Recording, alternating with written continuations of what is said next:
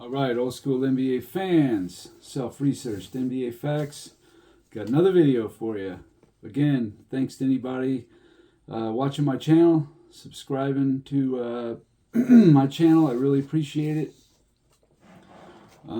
Make these videos for you guys, the old school fans who may not be so big on today's NBA, and tired of hearing people ripping up the era that they grew up with and loved and all that kind of stuff. And what can you say? It's a different time. And when we were coming up, we weren't ripping apart the 50s and 60s, and even the 70s. We just didn't do that. We didn't know it really. We know it a little better now because now you're able to go back and watch stuff. The only good thing that came out of all this technology as far as the NBA goes is to go back and watch some of the games and not just rely on stats and word of mouth. You can actually see for yourself a lot of this stuff. So really cool. All right, in this video here, I'm surprised that nobody has ever brought this up. But this goes directly to the heart of the quote-unquote LeBron James era. The top 75 list that came out, it was in 2021, right?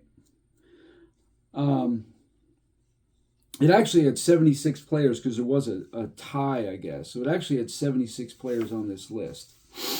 And I've never heard anybody bring this up before, so I'm going to bring it up. If this is old news or you've heard this before, my bad. Maybe just to use it as a refresher then. But to anybody who's never heard this, if you go by the decade that the player debuted in, now, granted, the 40s, they only had about half a decade. I think it was like maybe 47. I think might have been the first year of 48 even. There wasn't much to it. But the only top 75 player, which like I said is actually 76, is George Mikan. He's the only one from the 40s. The 50s had 9 players who debuted in the 50s. So that would mean that they were, influenced by the 50s, obviously. Watching the players before them, so on and so forth. 9 players. The 60s had 16. That's a pretty good number. The 70s had 10. The 80s had 16. The 90s had 12. The 2000s, 6. And the 2010s, 6. Now, granted, a lot of these players in the 2010s are still playing. I'll get to that into that in a minute. But here's where I'm going with this. So in the 50s, the 9 players who debuted in the 50s, Bill Russell, Bob Cousy, Bill Sharman, Sam Jones, Dolph Schayes, Bob Pettit, Elgin Baylor, Paul Arizin, Hal Greer. There's your 9. It's a pretty good batch of players right there. They obviously the players of the 50s were not as good as the 60s. There's no getting around that. The 60s was one of the best decades for talent, no question. Even with Bill Russell and Elgin Baylor being 50s guys, and Bob Pettit and Cousy, but the 60s had quite the names. Rick Barry, Dave Bing, Wilt Chamberlain, Billy Cunningham, Dave DeBusschere, Walt Frazier, John Havlicek, Elvin Hayes, Jerry Lucas, Earl the Pearl Monroe, Willis Reed, Oscar Robertson, Nate Thurmond, Wes Unseld, Jerry West, and Lenny Wilkins. That's a very good batch of players right there. The 70s had Kareem, Tiny Archibald, Dave Cowens, Dr. J, George Gervin, Moses Malone, Bob McAdoo, Robert Parrish, Bill Walton, and Pistol Pete Maravich. Now, granted, the ABA messed up this list because they didn't include the ABA players in the top 75. I wish they would have. A name that right away, I think Artis Gilmore, right away, he should have definitely been a top 75 player, but he wasn't. So it is what it is. The 80s had 16 players.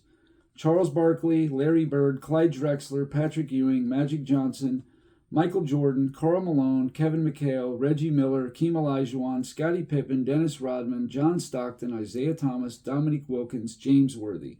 16 players that debuted in the 80s. The 90s had 12.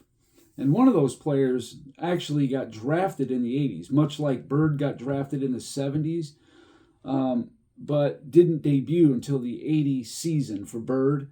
And the other one was David Robinson. I think it was the 87 or the 88 draft, but he didn't actually debut until the 1990 season. And those 12 players are Ray Allen, Kobe Bryant, Tim Duncan, Kevin Garnett, Jason Kidd, Allen Iverson, Steve Nash, Dirk Nowitzki, Shaquille O'Neal, Gary Payton, Paul Pierce, David Robinson. Okay. Now where it gets interesting is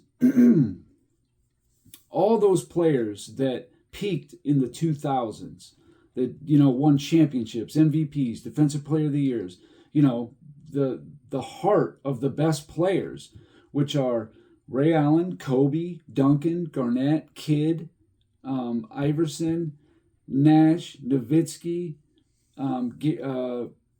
Paul Pierce, and Shaq, I guess to a certain degree. All those guys were 90s players, influenced by the 90s. I mean, you look at the 97 shooting guards, Ray Allen, Kobe Bryant, Allen Iverson. You don't think those guys were influenced by Michael Jordan? Of course they were.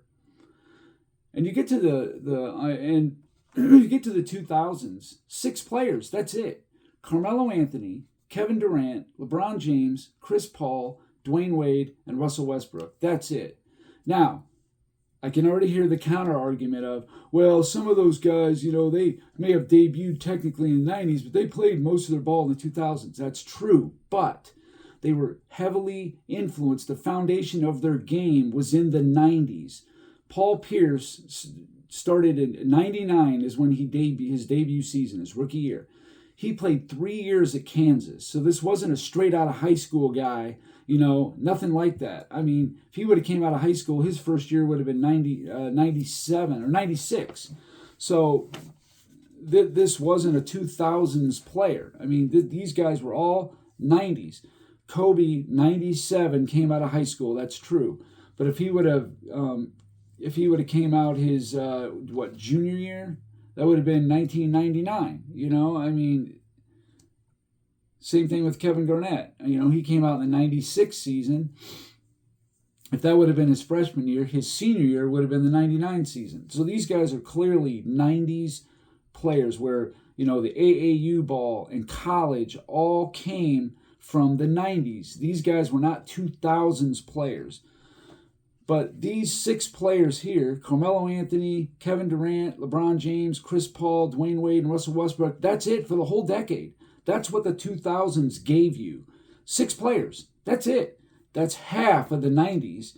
That's less than the 50s. And if you want to make an argument about like Dirk Nowitzki, 99, he was only 20 years old. Sure, he could have easily debuted in the 2000s. But so could have Westbrook, who debuted in 09. What, he played 1 year? Or Durant, who only played 1 year, debuted in 08. He could have easily been a 2010 guy. Same with Westbrook. So really, the only guys that were solid 2000 players were Anthony, LeBron, Dwayne Wade. They came out in the same draft. Chris Paul. That's it. I mean, of course, technically, yes, it's 6. But where's all the great players? The 2010s, who all of them are still playing. They're going to have a bunch more. But when the top 75 came out, they named Anthony Davis, Giannis, James Harden, Kawhi Leonard, Damian Lillard, and Steph Curry. Those 6 to the top 75. Well, the 2000s, they got a big jump on these guys time-wise, career-wise, like a lot more time. Where's all the players at?